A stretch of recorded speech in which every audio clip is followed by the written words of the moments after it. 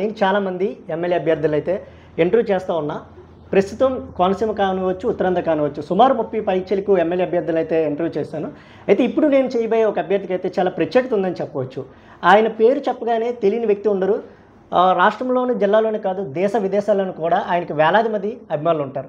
అలాగని ఆయన ఏమి పొలిటికల్ స్టార్ కాదు, సినిమా హీరో అసలే కాదు.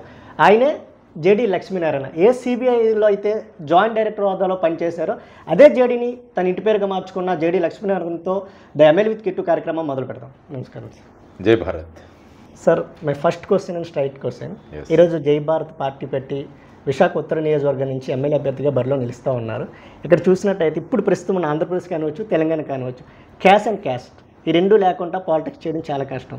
ఈ రెండు లేకుండా లక్ష్మీనారాయణ గారు ఏ విధంగా పాలిటిక్స్ చేస్తారు? అందుకనే కదా లక్ష్మీనారాయణ అన్నది. నేను కూడా క్యాష్ కాస్ట్ పాలిటిక్స్ చేస్తే నాలో తేడా ఏముంది? ఈ రెండింటిని పక్కన పెట్టి ఒక కొత్త ఒరవడిని దిద్దడానికే జై భారత్ నేషనల్ పార్టీ పెట్టచ్చు.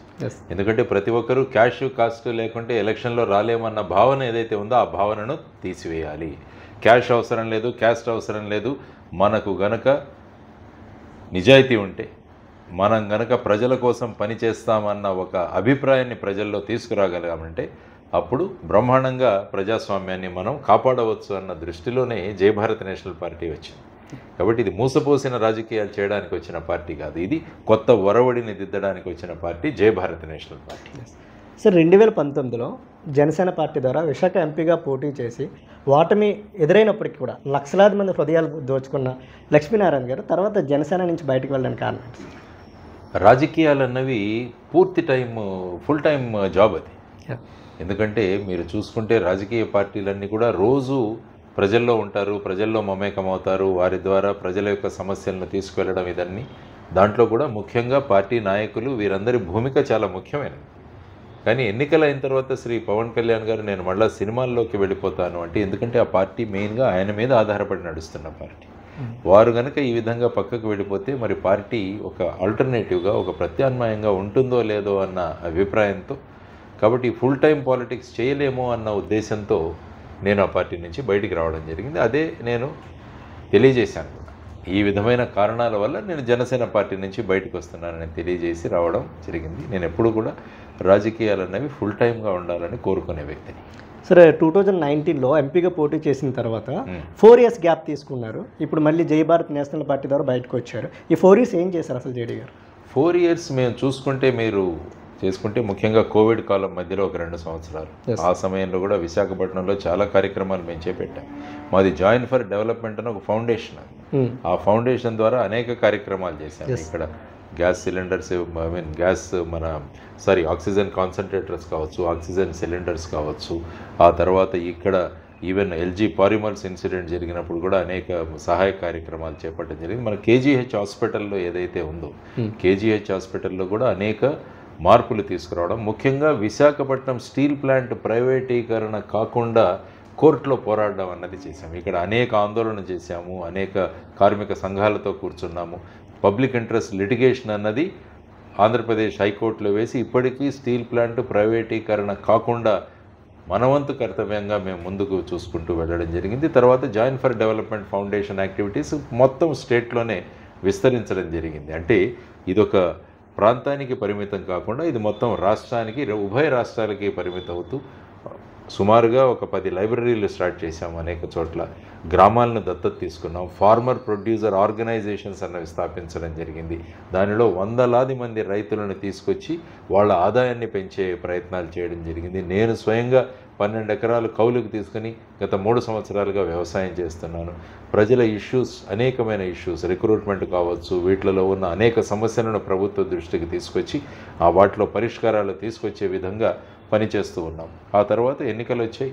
ఆ తర్వాత అందుకనే జై భారత్ నేషనల్ పార్టీతో ఒక మార్పు రాజకీయాలు తీసుకురావాలని ముందుకు వెళ్ళడం జరుగుతుంది. సార్, ఈ రోజుల్లో పార్టీని నడపడం అంటే అసమస్య విషయం కాదు. కోట్లాది రూపాయలు డబ్బులు కావాల్సిన పరిస్థితి. మీరు నీతి నిజాయితీగా కూడా మీ ఉద్యోగ బాధ్యతలు విరమణ చేసి వచ్చారు. మరి ఈరోజు కోట్లాది రూపాయలు ఎలా మీరు పార్టీని నడపాలంటే మీకు ఫండ్స్ ఎలా వస్తున్నాయి? అంటే ఏంటంటే ఈ రాజకీయ పార్టీలు ఎలా చేసేసాయంటే మన మనసుల్లో డబ్బులు ఉంటే తప్ప మీరు పార్టీ నడపలేరు, దీన్ని మార్చడానికే వచ్చింది జై భారత్ నేషనల్.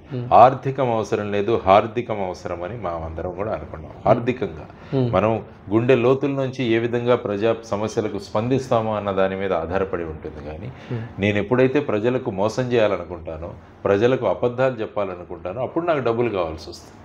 ప్రజలకు నిజాలు చెబుతున్నాను, ప్రజలకు వాళ్ళ సమస్యల గురించి చెప్తున్నాను, వాటి పరిష్కారాలు ఏంటివని చెప్పే ప్రయత్నాలు చేసినప్పుడు డబ్బు అవసరం ఉండదు.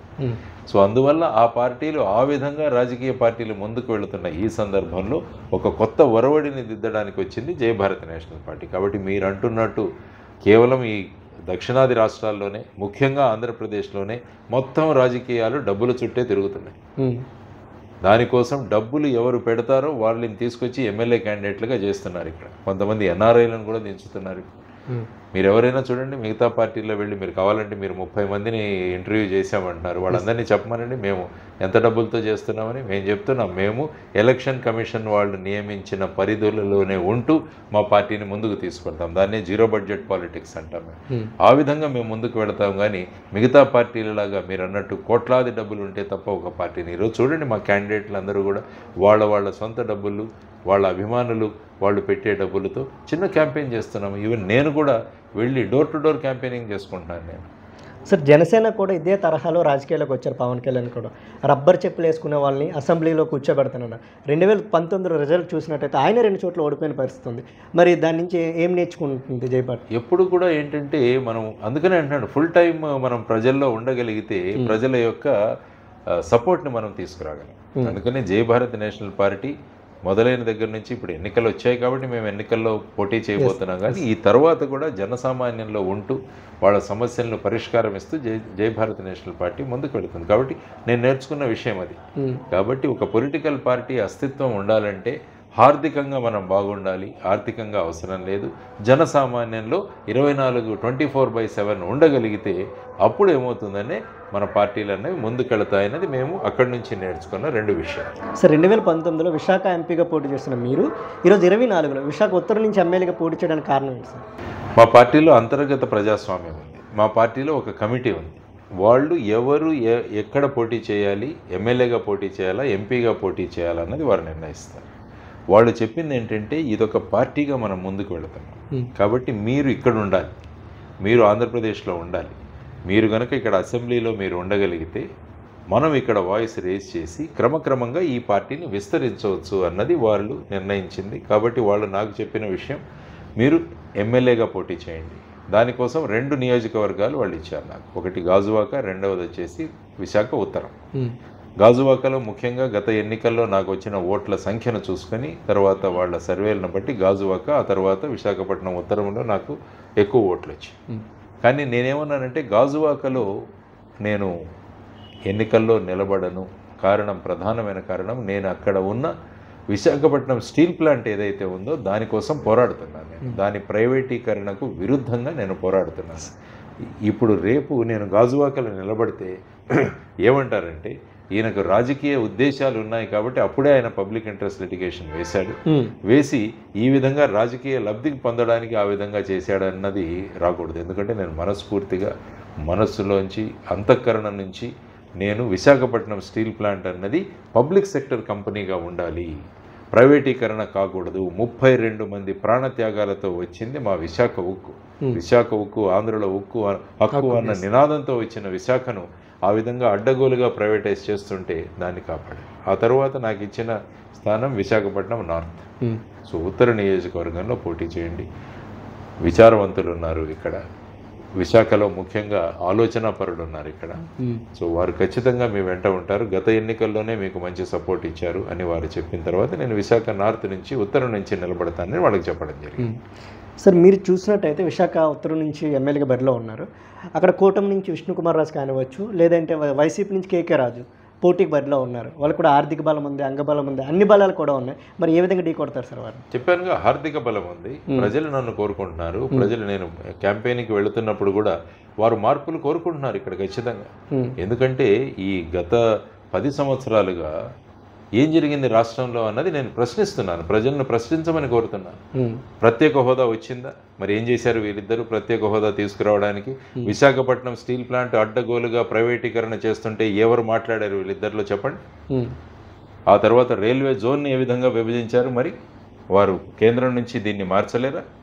ఆ తర్వాత వచ్చేసి మన విభజన హామీలు పూర్తి అవ్వలేదు. వీటన్నిటి గురించి ఏం సమాధానం చెబుతారు?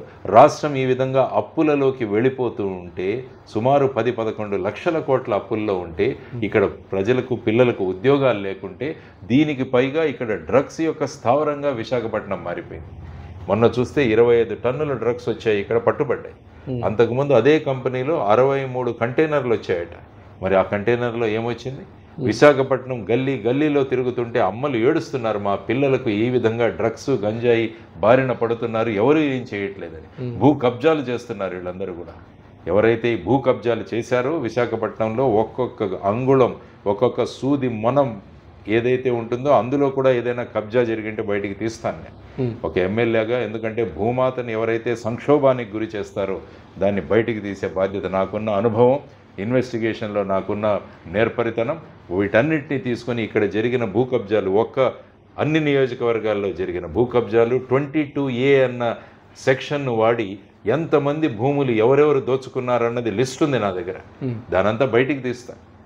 ఇదంతా చేయాల్సిన బాధ్యత ఉంది. ఎందుకంటే ప్రజాప్రతినిధులు అన్నవాళ్ళు ఏ పార్టీకి చెందిన వాళ్ళైనా కావచ్చు, వారందరి నుంచి ఈ విధంగా మీరే అన్నారు ఆర్థిక బలం ఉందని. ఎందుకు? ఇన్వెస్ట్మెంట్ పాలిటిక్స్ 30-40 కోట్లు పెట్టి వీళ్ళు చేస్తున్నది ఏంటంటే 5 సంవత్సరాల్లో దానికి 5 పట్లు అంటే 5 టైమ్స్ దీని నుంచి సంపాదించుకోవడానికి ప్రయత్నిస్తుంటే మరి ఇదేం ఆర్థిక బలం? ఇది దోచుకునే బలమే. ఇది ప్రజలను దోచుకునే సిద్ధాంతం. ఎవరైతే విశాఖపట్నం కాదు ఎంటైర్ ఆంధ్రప్రదేశ్లో ఈ విధంగా భూ కబ్జాలు చేసి ప్రజలను కష్టపెట్టారో వాళ్ళందరివి నేను బయటికి లాగుతాను. అందరి చరిత్రలు ఉన్నాయి నా దగ్గర, ఆల్రెడీ కలెక్ట్ చేసి పెట్టాను. సరి అయిన సమయంలో వాటిని బయటికి తీస్తాను. సో ఆ విధమైన ప్రజల యొక్క సమస్యలు, ఈ విధంగా కబ్జాలకు గురి అయిన ప్రజల యొక్క బాసటగా నేను నిలుస్తాను.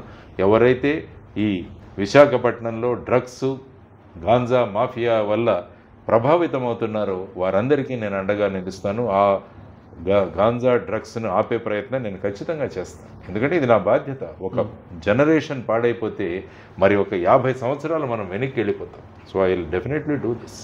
కాబట్టి ఈ కాన్స్టిట్యుయెన్సీలో ఏదైతే మీరు అన్నారో ఆర్థిక బలం, వాళ్ళకు అన్ని బలాలు ఉన్నాయని చెప్పేసి, మాకు కూడా ప్రజాబలం, ప్రజల యొక్క ఆమోదం ఉంది, ప్రజలు మార్పు కోరుకుంటున్నారు. సో ఆ విధంగా వాళ్ళ బలంతో నేను ముందుకు వెడతాను అని తెలియజేస్తాను. సార్, జై భారత్ నేషనల్ పార్టీకి ప్రధాన ప్రత్యర్థి కూటమి పార్టీయా లేదో అంటే వైసీపీ సార్? ప్రత్యర్థులు అని మేము ఎప్పుడూ కూడా ఆలోచించాము. ఎలక్షన్ బరిలో 3 పార్టీలు ఉన్నాయి. ఎందుకంటే 3 కలిసి ఒక కూటమి ఏర్పడింది, ఇంకొకటి వైసీపీ ఉంది. మేము త్రిముఖ పోరు ఇక్కడ జరగబోతుంది. ప్రజలు మా తరపున ఉన్నారని మేము జై భారత్ నేషనల్ పార్టీ ఎప్పుడూ అనుకుంటాం. కాబట్టి ప్రత్యర్థులు అన్న విషయం గురించి పెద్దగా నేను ఆలోచించాను. వారు వాళ్ళ క్యాంపెయినింగ్లు, వాళ్ళ ప్రచారాలు వాళ్ళు చేసుకుంటారు, నా ప్రచారం నేను చేసుకుంటాను. అల్టిమేట్లీ 13వ తారీఖున జరిగే ఎన్నికల్లో ప్రజలు నిర్ణయిస్తారు ఎవరు కావాలి అని. మేమేంటంటే ప్రజల సంక్షేమం కావాలి, ప్రజలు బాగుండాలి, పిల్లలు బాగుండాలి, వాళ్ళ చదువులు బాగుండాలి, వాళ్ళు చదివితే ఉద్యోగాలు రావాలి, ఈ విధమైన మాదక ద్రవ్యాలు, ఈ విధమైన గంజాయి వీటి ప్రభావానికి పోకూడదు, రౌడీయిజం తగ్గాలి. వెళుతుంటే అమ్మాయిలు అంటున్నారు, సార్ ఎంత దారుణంగా ఉంది, మాకు లైట్లు లేవు, వెళ్ళాలంటే సాయంత్రం పూట భయం వేస్తుంది. ఈ విధమైన భావాలు వ్యక్తం చేస్తున్న ప్రజలు ఖచ్చితంగా వాళ్లకు మేము భరోసా కల్పిస్తామన్న దీంట్లో మేము ముందుకు వెళుతున్నాం. ఎందుకంటే నేను డోర్ టు డోర్ క్యాంపెయినింగ్ చేస్తున్నాను, ప్రతి ఒక్కరిని కలిసే ప్రయత్నం చేస్తున్నారు, ప్రతి ఒక్కరి సమస్యలు తీసుకుంటున్నారు, దానికి ఏ విధమైన పరిష్కారాలు ఇవ్వాలని. ఎంతోమంది బాబు మా ల్యాండ్ కబ్జా అయిపోయింది, ఈ విధంగా మా విధంగా 22A సెక్షన్ పెట్టి మా భూములను ఆ విధంగా వాళ్ళు లాగేసుకున్నారు, రకరకాలు అన్నీ నోట్ చేసుకుంటున్నాం మేము. వీటన్నిటికీ కూడా సరి అయిన సమాధానాలు తీసుకొస్తామని మేము అనుకుంటున్నాం. కాబట్టి ప్రత్యర్థులు ఎవరు కారు, ప్రజల యొక్క సహకారంతో, ప్రజల యొక్క మద్దతుతో మేము ముందుకు వెళ్ళబోతున్నాం. సార్, మిగతా పార్టీలు చూసినట్టయితే సంక్షేమ పథకాల పేరుతో లక్షలాది రూపాయలు ప్రజలకు నేరుగా వారి అకౌంట్లు వేసి వాళ్ళు సోమరు చేస్తున్నారు అనే అభియోగం కూడా ఉంది. మనం కంపేర్ చేసినట్టయితే మీ party Jai Bharat national party ఒక మేనిఫెస్టో కూడా రిలీజ్ చేసింది. ఇక్కడ కూడా సంక్షేమ పథకాలు పక్కన పెడితే డెవలప్మెంట్స్ మీద ఎక్కువ మీరు దృష్టి పెట్టిన పరిస్థితుంది. ఇక్కడ ఒకసారి మనం చూసినట్టయితే ప్రతి కుటుంబానికి ఉపాధి, ప్రతి పంచాయతీకి 10 చిన్న మధ్య తరహా పరిశ్రమలు, ప్రతి నియోజకవర్గానికి ఒక భారీ పరిశ్రమ, కొత్తగా పట్టణ ఉపాధి హామీ పథకం అమ్మ. Yes. దీని గురించి ఒకసారి చెప్పండి. డెఫినెట్గా, ఎందుకంటే ఎప్పుడు కూడా అభివృద్ధితో వచ్చిన ఆదాయంతో మనం సంక్షేమం చేయాలి. అప్పులు తెచ్చి సంక్షేమం చేయడం కాదు. అప్పులు తెచ్చి అప్పు చేసి పప్పు కూడా అంటే ఇదే ఉంటుంది. రాష్ట్రానికి ఈరోజు 11 లక్షల కోట్ల అప్పు ఉందంటే మరి దాని గురించి ఆలోచించుకోవచ్చు మనం. ఎప్పుడు కూడా ఉపాధి కల్పించి పరిశ్రమలు తీసుకొచ్చి ఆ విధంగా మీరు సంపాదించి ప్రజలు ఆత్మగౌరవంతో బ్రతికేటట్టు చేయాలి కానీ దేహి అంటూ ఉండే విధంగా ప్రభుత్వాలు చేయకూడదు. అంటే మీ కాన్సెప్ట్ మంచిదే సార్, కానీ ఇప్పుడున్న ప్రజలు దీన్ని యాక్సెప్ట్ చేసే పరిస్థితి ఉందా? వాళ్ళు ఉచితాలకు అలవాటు పడిపోయారు. ఉచితాలకు అలవాటు పడ్డారు అంటే దాని నుంచి బయటికి తీసుకురావాలి. ఎందుకంటే ఎవరు కూడా దేహి అంటూ ఉండడానికి ఎవరు ఇష్టపడరు. దానికి ఆల్టర్నేటివ్గా మనం ఇది చూపిస్తున్నామని చేయగలిగితే ప్రజలు ఆత్మగౌరవంతో బ్రతకగలరు. ప్రజలకు ప్రభుత్వం ఎందుకు ఇవ్వాలి? ప్రజలే ప్రభుత్వానికి ఇచ్చే విధంగా ప్రజలను మార్చాలి అన్నదే Jai Bharat national party concept. Sir, local గవర్నెన్స్కి ఎక్కువ ఇంపార్టెంట్ ఇస్తూ మీరు ఒక పథకం కూడా పెట్టారు. ప్రతి గ్రామ పంచాయతీకి సంవత్సరానికి ₹1 గ్రాంట్. అది ఏ విధంగా చేస్తారు? ఇప్పుడు ఏమవుతుందంటే గ్రామ పంచాయతీలకు డబ్బులే లేవు. సర్పంచ్ ముసుగు కప్పుకొని తిరుగుతున్నాడు. ఎందుకంటే అతని దగ్గర డబ్బులు లేవు, ఏం చేయాలో తెలియదు. ఒకవైపు చూస్తే వాలంటీర్లు ఉన్నారు. కాబట్టి పంచాయతీలు తర్వాత సర్పంచ్ యొక్క భూమిక ఏమీ లేదు. అందువల్ల ప్రతి గ్రామ పంచాయతీకి ₹1 కోటి ఇస్తే అంటే 5 సంవత్సరాల్లో ₹5 కోట్ల వస్తుంది. ఎంత చక్కగా గ్రామాన్ని అభివృద్ధి చేసుకోవచ్చు. ప్రజలు గ్రామ సభల్లో నిర్ణయించుకుంటారు వాళ్ళ గ్రామానికి ఏం కావాలో అని. అదేవిధంగా ప్రతి నియోజకవర్గానికి 100 కోట్లు ఇస్తామని చెప్పాము. అదేంటి అంటే 5 సంవత్సరాలకి 500 కోట్లు నియోజకవర్గానికి వస్తుంది. ఇప్పుడు ఏమవుతుంది? ఎమ్మెల్యే ముఖ్యమంత్రికి క్లోజ్ అయితే పథకాలు తెచ్చుకుంటాడు, అక్కడికి ఆరు డెవలప్మెంట్ తెచ్చుకుంటారు. అదే అపోజిషన్ వాళ్ళు ఎవరైనా ఉంటే అక్కడ డబ్బులే వెళ్ళవు. అలా కాకుండా ప్రతి నియోజకవర్గం కూడా అభివృద్ధి చెందాలి అన్నది మా కాన్సెప్ట్. చూడండి, మొత్తం రాష్ట్రం అభివృద్ధి చెందాలి అన్నది కాన్సెప్ట్. ఈ 500 కోట్లు ఎవరు నిర్ణయిస్తారు? ప్రజలే నిర్ణయిస్తారు ఏం కావాలి. సో ఈ విధంగా మీరు అన్నట్టు వినూత్నమైన పథకాలు అభివృద్ధితో గనక మనం సంక్షేమాన్ని గనక కనెక్ట్ చేయగలిగితే అప్పుడు ఏమవుతుందంటే రాష్ట్రం ఒక స్థాయికి వస్తుంది. ఈ అప్పుల నుంచి బయటికి తీయాలి రాష్ట్రాన్ని. అప్పులు లేని ఆంధ్రప్రదేశ్ కావాలని కోరుకుంటున్నాం. అవినీతి లేని ఆంధ్రప్రదేశ్, డ్రగ్స్ లేని ఆంధ్రప్రదేశ్, రౌడీయిజం లేని ఆంధ్రప్రదేశ్, తర్వాత ప్రకృతి విధ్వంసం లేని ఆంధ్రప్రదేశ్ జై భారత్ నేషనల్ పార్టీ తీసుకొస్తుందని చెప్పాం. మిగతా పార్టీలు ఎక్కడ మేనిఫెస్టో రిలీజ్ చేయొచ్చు చెప్పండి సార్? మహిళల చేతిలోనే మద్యపాన నిషేధం, వారు వద్దంటే వద్దంటున్నారు. అంటే అది అసలు పాసిబుల్ అవుతుంది సార్ ఏపీలో మద్యపాన నిషేధం అనేది? బ్రహ్మాండంగా. చాలా గ్రామాలకు వెళ్ళినట్టు మహిళలు ఏం కోరుకుంటారంటే మా గ్రామాల్లో ఇవ్వద్దు. ఎందుకంటే ఇప్పుడు ప్రస్తుతం గవర్నమెంట్ చూస్తే కొత్త కొత్త బ్రాండ్స్ తెచ్చారు. తర్వాత దాని క్వాలిటీ ఏంటో తెలియదు. ఆ తర్వాత వచ్చేసి వాళ్ళు ముఖ్యంగా చేసిందంటే క్యాష్ పేమెంట్స్ తీసుకుంటున్నారు, డిజిటల్ పేమెంట్సే లేవు. మేము అందుకనే ఎలక్షన్ కమిషన్ ఆఫ్ ఇండియాకి చెప్పాము, ఈ ఎలక్షన్ పూర్తి అయ్యే వరకు డిజిటల్ పేమెంట్స్ చేయండి. ఎందుకంటే క్యాష్ ఎక్కడైతే ఉందో అవినీతి అక్కడ ఉందని అనుకోండి మీరు. మరి ఈ విధంగా చేస్తూ ప్రజల ఆరోగ్యాలను పాడు చేస్తూ వారి సంపాదన అంతా కూడా లిక్కర్ షాప్కు వెళ్ళిపోతుంటే మరి మహిళ ఏం కోరుకుంటుంది? మా ఆయన ఆరోగ్యం బాగుండాలి, ఆయన సంపాదించే డబ్బులు పిల్లల అభివృద్ధి కోసం రావాలి అని కోరుకుంటుంది. కాబట్టి అటువంటి మహిళలు ఉన్న ప్రాంతాల్లో వాళ్ళు చెబితే ఇక్కడ లిక్కర్ షాప్స్ వద్దంటే మూసేస్తాం. ఎందుకంటే ఎప్పుడైనా ఒక విషయాన్ని మనం స్టాప్ చేయాలంటే ప్రజల యొక్క మద్దతు కావాలి. ఏ గ్రామాలలో అయితే వాళ్ళు వద్దు అంటారో ఆ గ్రామాల్లో, ఆ పట్టణంలో, ఆ వార్డులో లిక్కర్ షాప్స్ ఉండవు. సపోజ్ మొత్తం రాష్ట్రం అంతా కోరింది అనుకోండి, ఏమవుతుంది? మద్య నిషేధం వస్తుంది. అది కూడా మహిళల చేతిలో సాధికారత. ఇది మహిళల చేతిలో సాధికారత అంటే అది జై భారత్ నేషనల్ పార్టీ కోరుకుంటుంది అనమాట. సార్, ఈరోజు మీరు ఉత్తర నియోజకవర్గం నుంచి ఎమ్మెల్యేగా పోటీ చేస్తున్నారు. ఒక జర్నలిస్ట్గా, ఒక ఎడ్యుకేటెడ్ పర్సన్గా, ఒక యువకుడుగా మీరు గెలుపొందాలని కోరుకున్న వ్యక్తిలో నేను. అంటే మీ గురించి ఎడ్యుకేటెడ్ అందరికీ బాగా తెలుసు, హూ ఇస్ జేడీ లక్ష్మీనారాయణ. కానీ ఎవరైతే దిగువ మధ్య తరగతి కానివచ్చు, రోజువారీ కార్మికులు కానివచ్చు, వాళ్ళు మీ గురించి తెలియని పరిస్థితి, అసలు ఇలా ఒక పార్టీ ఉందని తెలియని పరిస్థితి, మరి వారందరినీ ఎలా మోటివేట్ చేస్తారు? ఎందుకంటే చెప్తున్నాను కదా, మేము పర్సనల్గా వెళ్తున్నాము, మా పార్టీ కార్యకర్తలు వెళ్తున్నారు, వారిని కూడా కూర్చొని వాళ్ళతో మాట్లాడుతున్నాము. ఇంతవరకు ఏం జరిగింది? మీ జీవితాలు ఇక్కడే ఉన్నాయి, మీ జీవితాలు పెద్దగా మారట్లేదు. మీరు అనుకుంటున్నారు ప్రభుత్వాలు మిమ్మల్ని అందరినీ కూడా మభ్య పెడుతున్నాయి, అది ఇస్తాము ఇది ఇస్తున్నాం. వాళ్ళు ధైర్యంగా చెప్పమని మీకు ఉద్యోగం ఇస్తామని. ఉద్యోగం ఇస్తామంటే ఇక్కడ ఇనార్బిట్ మాల్ తెస్తామంటారు. ఇనార్బిట్ మాల్లో వచ్చే షాపుల్లో కొనుక్కోవాలంటే ముందు జేబుల్లో డబ్బులు ఉండాలిగా.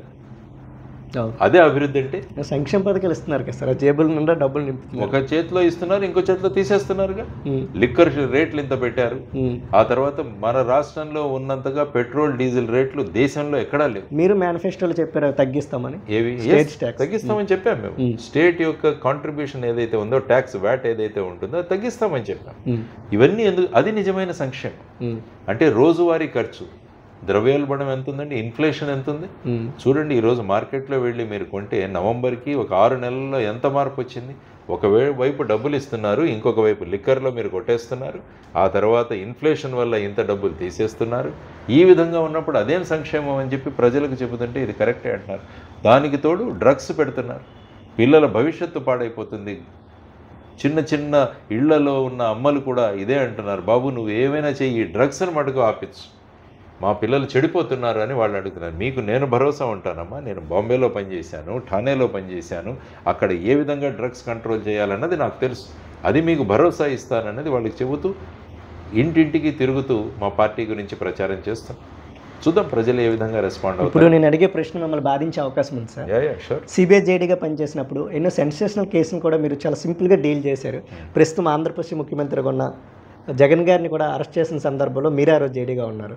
ఎక్కడ కూడా మీ మీద ఒక చిన్న రిమార్క్ కూడా లేదు. కానీ మీరు పార్టీ పెట్టిన వెంటనే 100 కోట్ల రూపాయలు మీరు తీసుకున్నారు. తెర వెనుక కొంతమంది సహకారంతోనే, కొంతమంది అంటే కొన్ని సామాజిక వర్గాల ఓట్ బ్యాంకుని చీల్చడం కోసమే మీరు పార్టీ పెట్టారని విమర్శ వస్తుంది. ఏం చెప్తారు సార్? అంటే ఈ పార్టీ వల్ల భయం చాలా మందిలో మొదలైందని చెప్పి నాకు తెలుసు.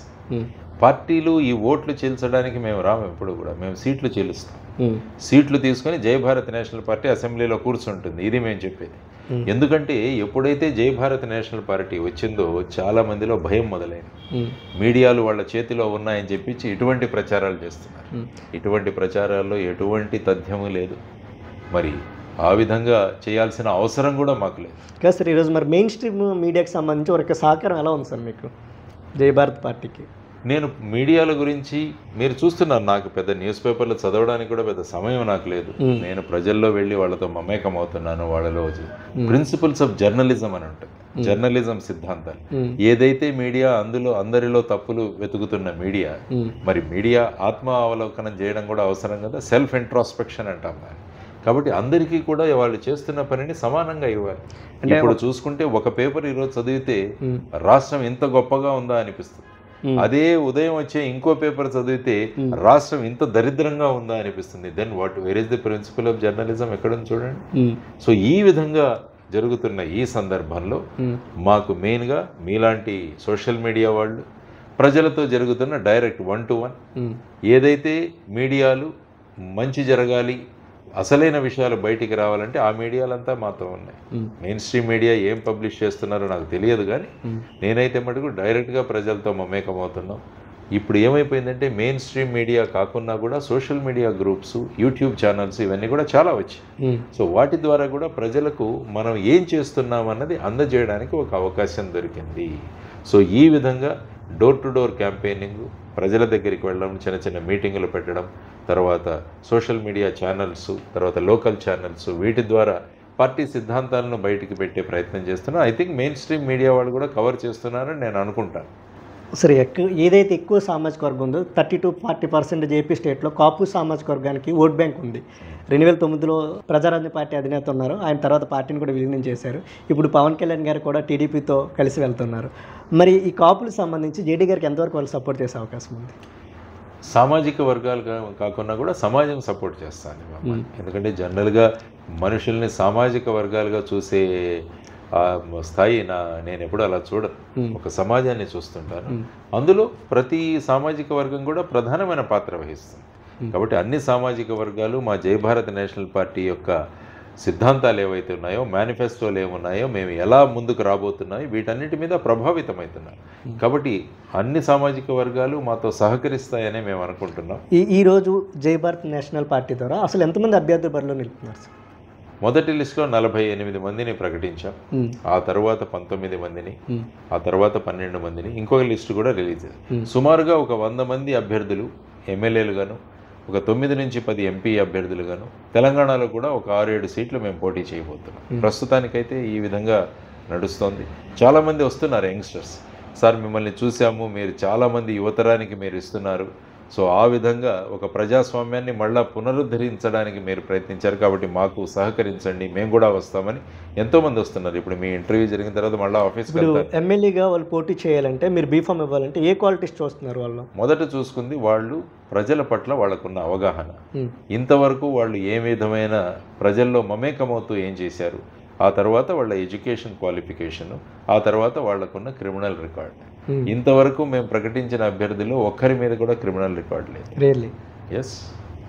ఎందుకంటే మరి క్రిమినల్సే రాజకీయాల్లో వస్తే ఎలా ఉంటుంది? అంతా చూస్తున్నాం మనం ఏమవుతుందో రాజకీయాలు. కాబట్టి కొత్త ఒరవడితో వస్తున్నామంటున్నాం, కొత్త మార్పుతో వస్తుంటున్నాం. కాబట్టి అటువంటి దాంట్లో కొత్త ఒరవడి చూడండి, మా వాళ్ళలో ఎవరి మీద కూడా క్రిమినల్ రికార్డ్ లేదు. సో ఆ విధమైన క్యాండిడేట్ని మేము ఎన్నుకుంటూ మేము ప్రజాస్వామ్యాన్ని తిరగరాయడానికి, ఒక నిజమైన ప్రజాస్వామ్యం ఎలా ఉంటుందో అని చూపించడానికి వచ్చింది జై భారత్ నేషనల్ పార్టీ. సార్, మీ గెలిపోవటంని పక్కన పెడితే ఎక్కడైతే మీరు ఎమ్మెల్యేగా పోటీ చేస్తున్నారో మిగతా మీరు బీమ్ ఫార్మ్స్ ఇచ్చిన అభ్యర్థులు ఎవరు కూడా కనీసం డిపాజిట్లు కూడా రావని విమర్శలు అయితే గట్టిగా వినిపిస్తున్నాయి. ఏం చెప్తారు సార్? ఇది లాంగ్ టర్మ్ బ్యాటిల్. చూద్దాం, మా ప్రయత్నం మేము చేస్తాం. అంటే ప్రజల దగ్గరికి వెళ్ళే ప్రయత్నం చేస్తాం. ప్రజాస్వామ్యంలో ఈ ఎన్నికల్లో మార్పులు తెచ్చే ప్రయత్నం చేస్తాం. కాబట్టి ప్రతిదాన్ని మేము ఆహ్వానిస్తాం.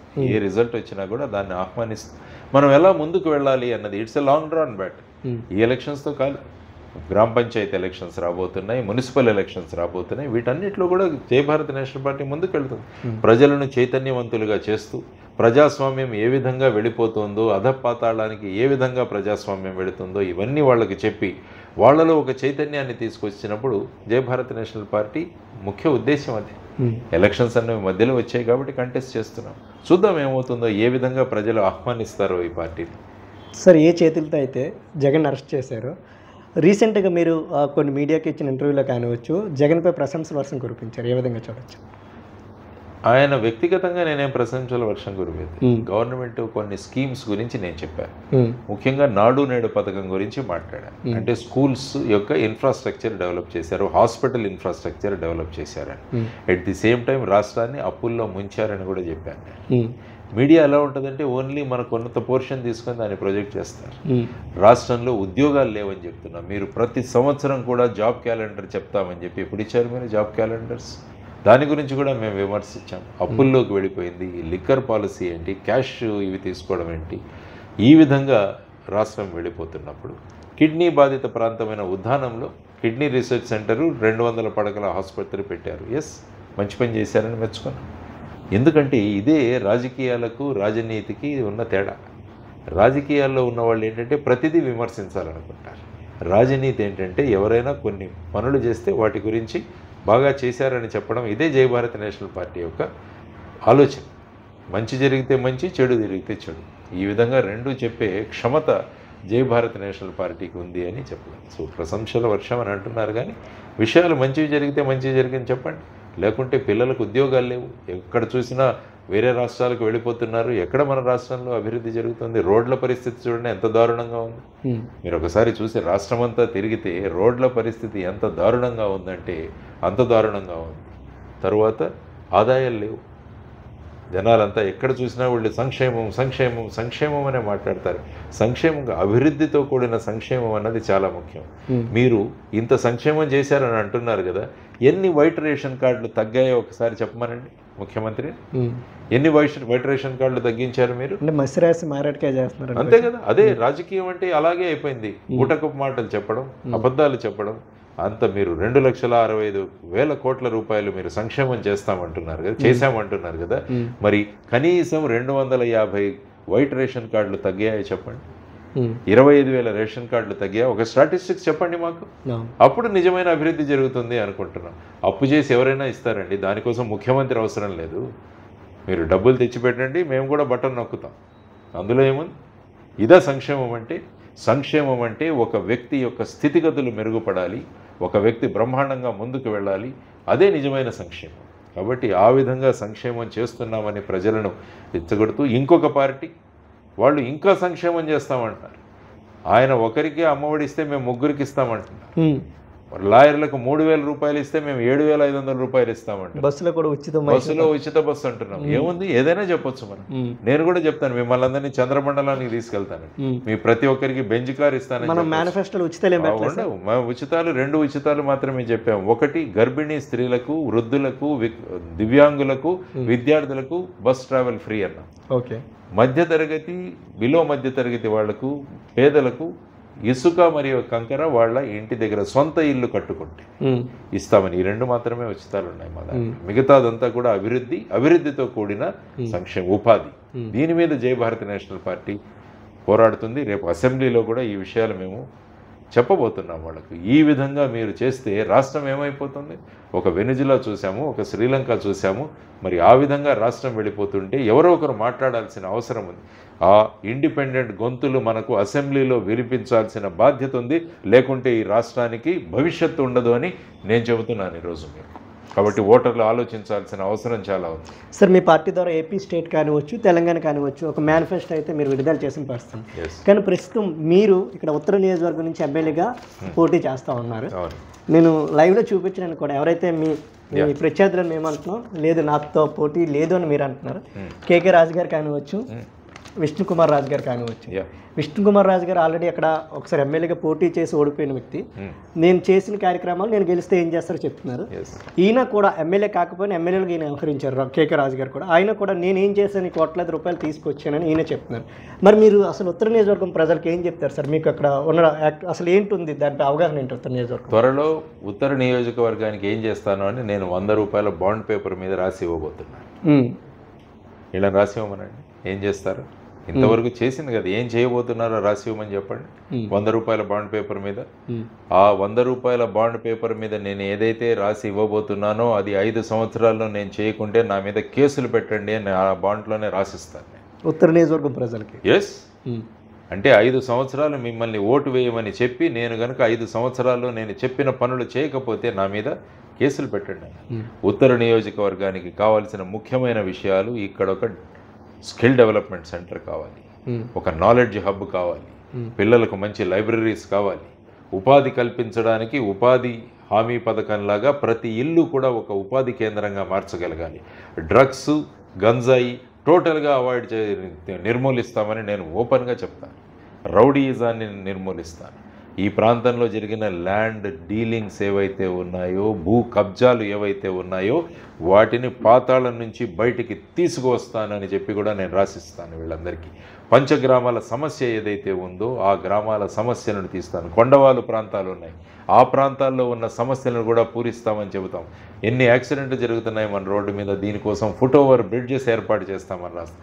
ప్రతి ప్రాంతంలో నేను తిరుగుతున్నప్పుడు ఏ ఏ విషయాలు వాళ్ళు చెబుతున్నారో వాటన్నిటినీ కూడా మేనిఫెస్టోలో పెట్టి ₹100 బాండ్ పేపర్ రాసిచ్చి, ఇంతకుముందు ఎంపీగా నేను పోటీ చేస్తున్నప్పుడు కూడా అదే బాండ్ పేపర్ మీద రాసిచ్చాం. ఈరోజు జై భారత్ నేషనల్ పార్టీ యొక్క ప్రతి అభ్యర్థి కూడా వాళ్ళ నియోజకవర్గాల్లో వాళ్ళు ఏం చేయాలనుకుంటున్నారు వాళ్ళ నియోజకవర్గానికి అన్నది ₹100 బాండ్ పేపర్ మీద రాసి ఇవ్వబోతున్నాం. ఇది జై భారత్ నేషనల్ పార్టీ తీసుకొస్తున్న కొత్త వరవడి. సో వెయిట్ అండ్ సీ, నా మేనిఫెస్టో కూడా రిలీజ్ అవుతుంది.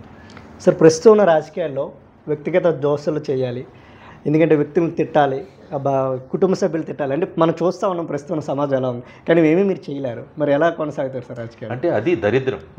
అంటే రాజకీయాలంటే వ్యక్తిగత ఆరోపణలు చేయాలి, వ్యక్తిగతంగా విమర్శించాలి అన్నదే రాజకీయం అయితే. అందుకనే అన్నాను, ఇది మార్చడానికి వచ్చింది జై భారత్ నేషనల్ పార్టీ. ఎవరైనా ఈ విధంగా తమ అధికారాలను ఉపయోగించుకొని, నేను ముఖ్యంగా చెబుతున్నది భూ కబ్జాల గురించి. మొత్తం విశాఖపట్నమే కాదు, మొత్తం ఆంధ్రప్రదేశ్లో జరిగిన భూ కబ్జాలన్నింటినీ కూడా జై భారత్ నేషనల్ పార్టీ బయటికి తీసుకొస్తుంది. వ్యక్తిగత విమర్శలు చేయాల్సిన అవసరం లేదు, వీటిలను బయటికి తీస్తే చాలు. ఆ విధంగా అంత లో స్థాయికి ఎవరైతే వ్యక్తికి మనిషిలో విషయం ఉండదో విమర్శలకు దిగుతాడు. విషయం ఉన్నప్పుడు విమర్శలకు దిగాల్సిన అవసరం లేదు. మీరు కావాలంటే మమ్మల్ని ముగ్గురిని కూడా ఒకే స్టేజ్ మీదకి తీసుకురండి, మేము అడుగుతాం ప్రత్యేక హోదా మీరు ఎందుకు తీసుకురాలేదని అడుగుతాం. విశాఖపట్నం స్టీల్ ప్లాంట్ ప్రైవేటీకరణ అవుతుంటే మీరేం చేశారని అడుగుతాం. విభజన హామీలు పూర్తి కాకుంటే మీరేం చేశారని అడుగుతాం. గంజాయి, డ్రగ్స్ ఈ విధంగా బలపడిపోతుంటే మీరేం చేశారని అడుగుతాం. ఈ విధంగా అందరినీ ఒకే స్టేజ్ మీదకి వచ్చి మాట్లాడినివ్వమనండి. వ్యక్తిగత విమర్శలు చేయాల్సిన అవసరమే లేదు. వ్యక్తిగత విమర్శలు కాదు చేయకుండా విషయ పరిజ్ఞానాన్ని మనం ప్రజల్లో పెంచాలి. లేకుంటే ఏముందంటే రాజకీయాలు చాలా సులభం అవుతాయి. ఒకరినొకరు తిట్టుకోవడం. మన అసెంబ్లీ అంత దారుణంగా ఉందండి. అసెంబ్లీలో ఏమైనా చర్చలు జరుగుతాయా పాజిటివ్గా? ఒకరినొకరు ఏ విధంగా దూషించుకుంటున్నారో ఇదా బయట ప్రజలు నవ్వుకుంటున్నారు ఆంధ్రప్రదేశ్ అసెంబ్లీ గురించి. ఇదా ఆంధ్రప్రదేశ్, వీళ్ళ మీ ఎమ్మెల్యేలు. మరి ఇటువంటి ప్రజలకు ఎంటర్టైన్మెంట్ అందిస్తున్నారు. ఏంటి పిల్లలకి ఏం నేర్పిస్తున్నారు? బూతు మాటలు నేర్పిస్తున్నారు. ప్రజలకు ఏం నేర్పిస్తున్నారు? ఒకరినొకరు తిట్టుకోవడం నేర్పిస్తున్నారు. ఇదా ఎమ్మెల్యేల నుంచి ఎంపీల నుంచి మనం కోరుకునేది? వీటన్నిటిని కూడా మార్చడానికే వచ్చింది జై భారత్ నేషనల్ పార్టీ. సార్ లోక్సత్ అధినేత జయప్రకాష్ నారాయణ గారు కానివచ్చు, లేదంటే మీకు బాగా మీ ఫ్రెండ్ అయిన ఆర్ఎస్ ప్రవీణ్ కుమార్ గారు, ఆయన ఇటీవలే బీఎస్పీ పార్టీ ద్వారా అక్కడ ఓటర్ పాలయ్యి రీసెంట్గా కూడా బీఆర్ఎస్లోకి చేరిన పరిస్థితి ఉంది. అంటే ఇవన్నీ కూడా మనం ఎగ్జాంపుల్స్గా అనుకుంటే మరి ఇటువంటి తరుణంలో పార్టీని ఏ విధంగా ముందుకు తీసుకెళ్తాను చూడండి. ఇప్పుడే 3 నెలల పార్టీ డిసెంబర్ 22న మొదలుపెట్టాం. ఈరోజు మనం ఏప్రిల్ 19న మాట్లాడుకుంటాం. తీసుకెళ్తాం ఈ పార్టీని. కొత్త వరవడితో తీసుకెళ్లే ఓపిక ఉంది, తీసుకెళ్లే ధైర్యం ఉంది, తీసుకెళ్లే క్షమత మాలో ఉంది, ఆ కెపాసిటీ మాకుందని తెలియజేస్తున్నాను. సరే, ఎన్నికల ముందు ఈ ఉత్సాహం, ఈ కోలాహలం ఉంటుంది. ఎన్నికలు అయిపోయిన తర్వాత మీరు నిలబడతారు, ఓకే. కాకపోతే మీ వెనక ఈ క్యాడర్ అంతా కూడా మీ వెనక వస్తుందా? గెలుపోవటంలో పక్కన పెట్టి డెఫినెట్గా వస్తుంది. ఎందుకంటే యువతరాన్ని తీసుకుంటాం మేము. వాళ్ళు ఏదో చెయ్యాలన్న తపన పడుతున్నారు. వాళ్ళు ఎందుకంటే డబ్బులు ఏమీ ఇన్వెస్ట్మెంట్ చేసి రావట్లేదు మా వాళ్ళు ఎవరు. ఇప్పుడు మెయిన్గా ఏంటంటే రాజకీయాల్లో చూస్తుంటే మీరే అన్నారు ఆర్థిక బలం కావాలి అని చెప్పి. ఇది ఆర్థిక బలంతో ఇన్వాల్వ్ అయిన పార్టీనే కాదు. ఆర్థికంగా మేము ముందుకెళ్తున్నాం కాబట్టి ఈ మనసులు, ఈ గుండెలు పర్మనెంట్గా అలాగే ఉంటాయి. మిగతా వాళ్ళు డబ్బులు దీన్ని బట్టి అటు నుంచి ఇటు జంపు, ఇటు నుంచి అటు జంపు. ఇంతవరకు ఆ హీరో, ఆ నాయకుడిని అద్భుతంగా దేవుడు అని పొగిడిన వాడు మరుసటి రోజు దయ్యం అంటారు. అదంతా ఏంటంటే సీట్లు, డబ్బులు, వీటి మీద ఆధారపడిన కామెంట్స్. జయభారత్ నేషనల్ పార్టీ అలా ఉండదు. మా పోరాటాలు కొనసాగుతూనే ఉంటాయి. ప్రజలకు ఎక్కడైతే అన్యాయం జరుగుతుందో మా అభ్యర్థులు అక్కడ నిలబడతారు, మేము పోరాటం చేస్తాం. కాబట్టి ఆర్థికంగా మేము బ్రహ్మాండంగా ఉన్నాం. కాబట్టి ఆర్థికంగా లేకపోయినా కూడా ఈ పార్టీ ముందుకు తీసుకువెళ్తాము. అదే ఉత్సాహం ఉంటుంది, ఇంకా రెట్టించిన ఉత్సాహంతో మేము ముందుకెళ్తామని నేను ప్రగాఢంగా నమ్ముతున్నారు. ఆ విధంగా పార్టీని కూడా ముందుకు తీసుకువెళ్తాం మేమందరం. కాదు సార్, మీకంటే ఎటువంటి వ్యాపారాలు కూడా లేవు, జస్ట్ జేడీగా రిటైర్ అయి ఉన్నారు. పవన్ కళ్యాణ్ గారిని చూసినట్టయితే ఆయన సినిమాలు చేసి ఆ వచ్చిన డబ్బుతో నేను పార్టీని నడుపుకొస్తున్నా గత 10 సంవత్సరాలుగా అని చెప్తా ఉన్నారు. చాలా వరకు ఫండింగ్ కూడా జనసేన పార్టీకి వస్తుంది. కానీ ఈరోజు ఈ పార్టీకి ఎటువంటి ఫండింగ్ కూడా లేదు. మరి ఎలా తీసుకువెళ్తారు ఇన్ ఫ్యూచర్లో? చెప్తున్నాను, ఎందుకు ఆడంబరాలు ఖర్చులు పెట్టాల్సిన అవసరం లేదు. బస్సుల్లో ప్రయాణం చేయగలం, సిటీ బస్సుల్లో ప్రయాణం చేయగలం, రైల్లో ప్రయాణం చేయగలం. ఆ విధంగా మాకు ఎప్పుడు కూడా హంగామా కావాలన్నది ఎక్కడా లేదు. లైఫ్ సింపుల్ స్టైల్లో వెళ్ళిపోవచ్చు. దానికోసం ప్రజలు మా అభివృద్ధిని చూసి, మా ప్రగతిని చూసి, మాకున్న కొద్దిమంది ప్రజలు మాకు సహాయం చేస్తున్నారు కొద్దిగా. ఆ సహాయం సరిపోతుంది. ప్రజలు మాతో ఆర్థికంగా ముడిపడి ఉంటే చాలు. మేమేం వాళ్ళ దగ్గర నుంచి ఆర్థికంగా మేమేం కోరుకోవట్లేదు. సార్, ఓటుకు నోటు లేకుండా ప్రజలు ఓట్లేసే పరిస్థితులు ఉన్నాయి అంటే మనం ఓపెన్గా మాట్లాడుకుంటాం. పరిస్థితులు మార్చడానికే వచ్చాం. అంటే ఇంత ఇమీడియట్గా మారే పరిస్థితి నేను చెప్తున్నాను కదా, ఇమీడియట్గా మారుతుందా లేదా అనేది ప్రజలు నిర్ణయిస్తారు. కానీ మాకు ఓపిక. ఈ ఓటుకు నోటు అన్నదాన్ని మార్చడానికే వచ్చింది జయభారత్ నేషనల్ పార్టీ. అందుకనే ప్రజలను, ఓటర్లు నేను ముఖ్యంగా కోరుతున్నది ఏంటంటే అందరూ పెద్ద సంఖ్యలో ఓటు వేయండి. ఎప్పుడైతే మనం ఓటింగ్ పర్సెంటేజ్ పెంచగలిగితే ఈ ఓటుకు నోటు అన్నది ఆగిపోతుంది. ఎందుకంటే ఇప్పుడు ప్రస్తుతం పార్టీలు ఏం చేస్తున్నాయంటే ఆ పార్టీలకు ఓటు బ్యాంకులు తయారు చేసుకుని వాళ్ళు మీరు చెప్పినట్టు డబ్బులు ఇచ్చి వాళ్ళందరినీ కూడా మభ్యపెట్టి వాళ్ళ దగ్గర పెట్టుకుంటున్నారు. కాబట్టి ఎడ్యుకేటెడ్ ఓటర్స్ ఎవరైతే ఉన్నారో, దేశం పట్ల, రాష్ట్రం పట్ల మమకారాలు ఎవరికైతే ఉన్నాయో వారందరూ కూడా రేపు ఎన్నికల్లో ఇంటి నుంచి బయటకు వచ్చి ఓటేయండి.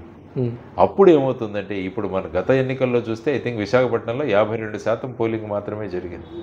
ఈసారి కనీసం దాన్ని 80-85% మనం తీసుకువెళ్ళగలిగితే అప్పుడు ఏమవుతుందంటే ఈ ఓటు బ్యాంక్ రాజకీయాలు మారుతాయి. అప్పుడు వాళ్ళు ఎంత డబ్బులు ఇచ్చినా కూడా దీని ప్రభావం వాళ్ళ మీద ఉండదు.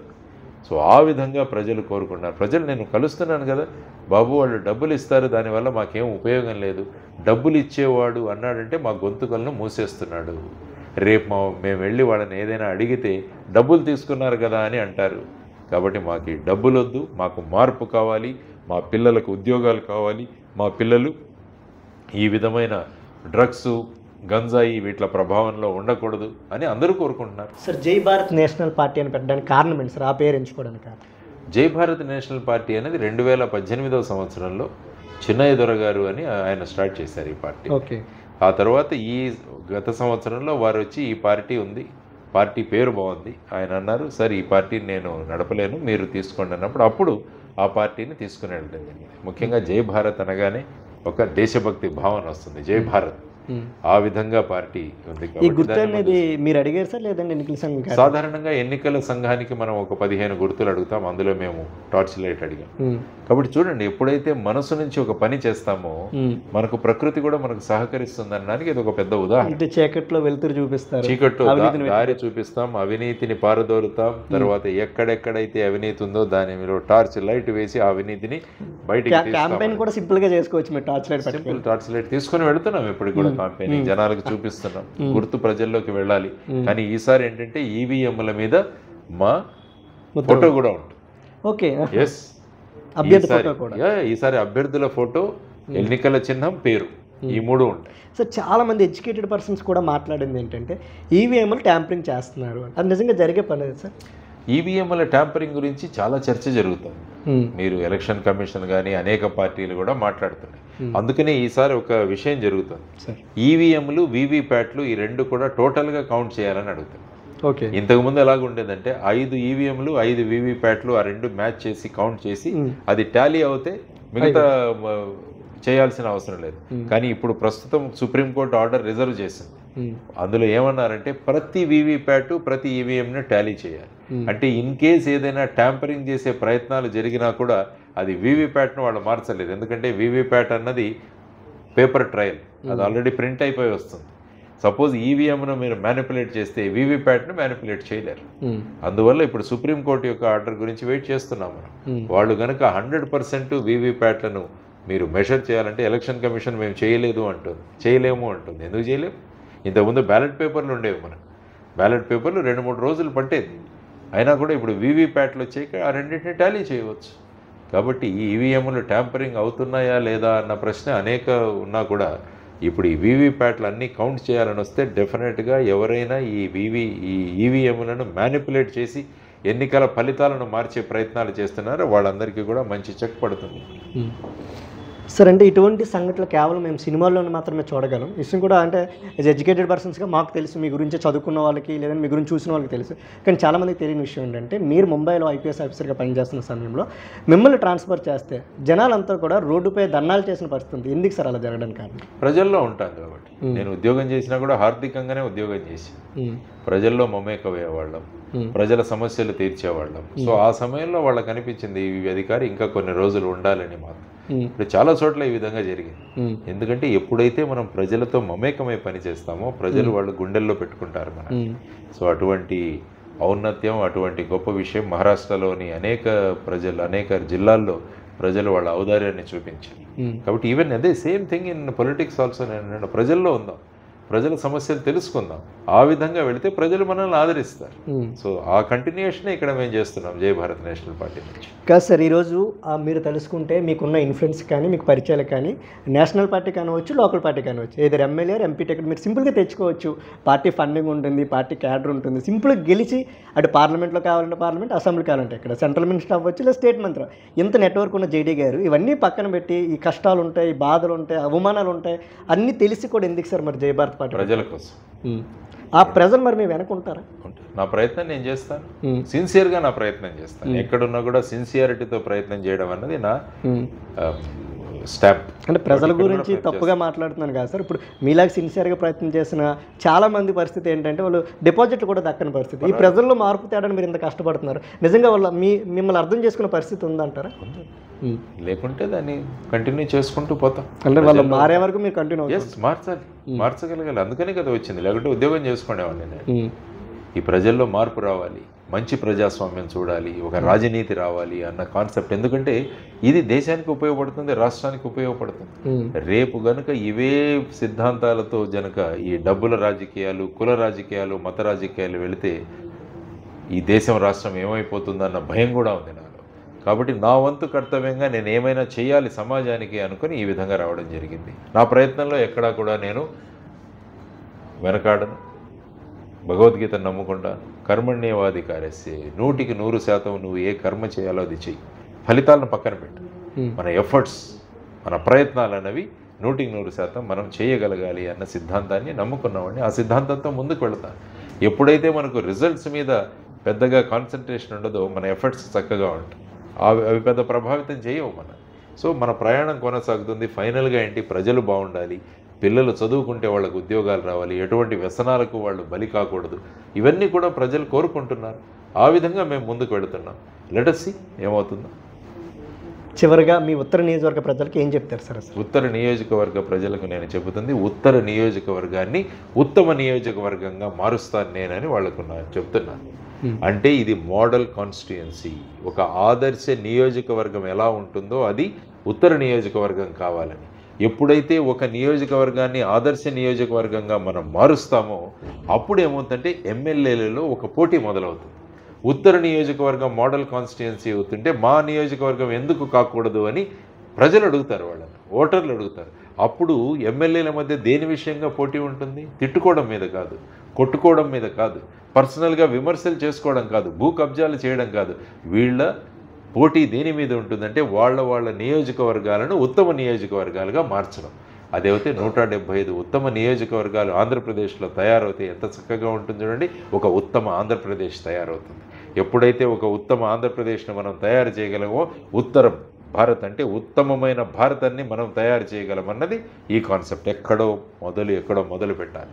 కాబట్టి ఉత్తర నియోజకవర్గ ప్రజలకు మీ ద్వారా నేను తెలియజేయడం ఏంటంటే ఉత్తర నియోజకవర్గాన్ని ఉత్తమ నియోజకవర్గంగా మారుతాం. మన పిల్లలకు ఉద్యోగాలు వచ్చేటట్టు చేద్దాం. వాళ్ళు ఎటువంటి వ్యసనాలకు బలి కాకుండా చూద్దాం. ప్రతి ఒక్కరూ కూడా ఆనందంగా ఉండేటట్టు చూద్దాం. ఇవన్నీ చేసే ఆలోచనలు నాలో ఉన్నాయి. కాబట్టి మా జై భారత్ నేషనల్ పార్టీ, మా సింబల్ అయిన బ్యాటరీ టార్చ్ లైట్ గుర్తుకు ఓటేయండి. మన జీవితాలు మనం మార్చుకుందాం. మీ యొక్క గొంతుకలను, మీ యొక్క గళాన్ని నేను అసెంబ్లీలో వినిపిస్తానని మీ ద్వారా మా ఉత్తర నియోజకవర్గ ఓటర్లకు, ప్రజలకు నేను తెలియజేస్తున్నాను. సార్ లాస్ట్ క్వశ్చన్, కొత్తగా ఈరోజు రాష్ట్రంలో 22 లక్షల నూతన ఓటర్లు వచ్చారు, వారికి ఏం చెప్తారు?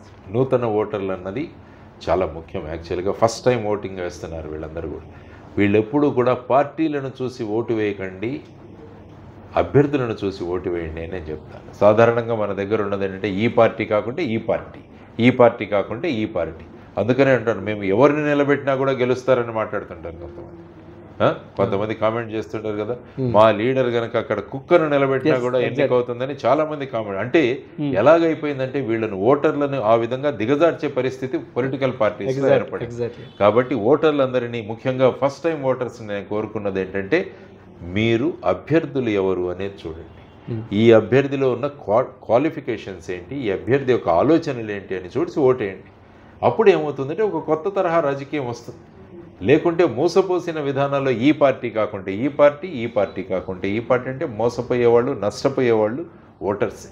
అందువల్ల మీరు అన్నట్టు 22 లక్షల ఫస్ట్ టైం ఓటర్స్ నేను చూస్తున్నది. మీరు ప్రతి అభ్యర్థి గురించి స్టడీ చేయండి. ఆ అభ్యర్థి ఇంతవరకు ఏం చేశాడు, ఎడ్యుకేషన్ క్వాలిఫికేషన్ ఏంటి, మరి క్రిమినల్ రికార్డు ఉన్న వాళ్ళకి ఎందుకు ఓట్లేస్తున్నారు, క్రిమినల్ రికార్డు ఉన్న వాళ్ళకి ఎందుకు ఓటేస్తున్నారు, ఇవన్నీ కూడా యువతరం ఫస్ట్ టైం ఓటర్స్ ఆలోచిస్తారన్నది నా అభిప్రాయం. ఎందుకంటే ఎలక్షన్ కమిషన్ కూడా కొత్త ఓటర్లకు ఎడ్యుకేషన్ సెషన్స్, తర్వాత వాళ్ళ ఆలోచనలు మార్చే విధంగా వాళ్లకు బ్రీఫింగ్ సెషన్స్ కూడా నిర్వహించింది. సో ఈ 22 లక్షల మంది ఓటర్లు ఎవరైతే ఉన్నారో వాళ్ళు ఈసారి ఎన్నికలను ప్రభావితం చేయబోతున్నారు. వారందరూ కూడా ఆలోచించి సద్వివేక బుద్ధితో మీరందరూ కూడా ఓటు హక్కు వినియోగించుకోవాలన్నది నా ప్రధానమైన కోరిక. చాలా ధన్యవాదాలు సార్. బిజీ షెడ్యూల్లో కూడా మా కోసం సమయం కేటాయించవచ్చు. ధన్యవాదాలు కిట్టు గారు. జై భారత్.